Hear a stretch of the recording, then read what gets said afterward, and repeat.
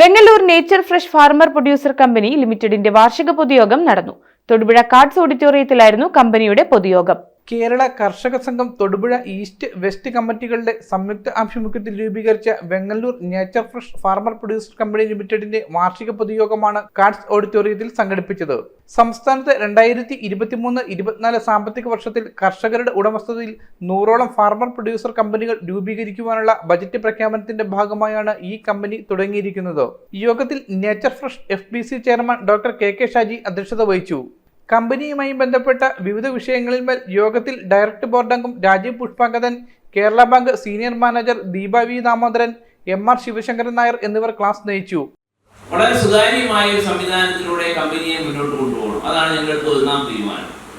രണ്ടാമത്തെ തീരുമാനം എന്ന് പറയുന്നത് ഉണ്ടാക്കുന്ന പ്രോഡക്റ്റുകൾ മൂല്യവർദ്ധിത ഉൽപ്പന്നങ്ങൾ എന്ന് പറഞ്ഞു. അത് വളരെ ക്വാളിറ്റി അടിസ്ഥാനപ്പെടുത്തിയുള്ളതായിരിക്കും. നമുക്കറിയാം, ഇത്തരം ഉൽപ്പന്നങ്ങളെല്ലാം ധാരാളം കമ്പനികളും സംവിധാനങ്ങളിലൊക്കെ ഉണ്ടാക്കുന്നുണ്ടെങ്കിലും അത് ക്വാളിറ്റി ഉണ്ടോ എന്ന് പഠിക്കേണ്ടതുണ്ട്.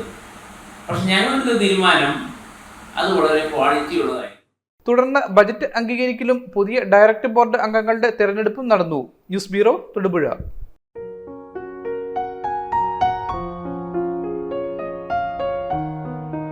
ശുചിത്വമായ സാഹചര്യങ്ങളിൽ വൃത്തിയോടും ശ്രദ്ധയോടും കൂടി ഗുണനിലവാരമുള്ള കൊപ്ര മാത്രം ഉപയോഗിച്ച് ചക്കിലാട്ടിയ നല്ല നാടൻ വെളിച്ചെണ്ണ.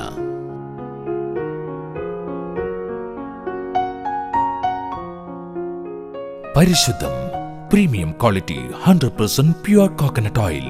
ഓർമ്മകളിലെ അതേ രുചി.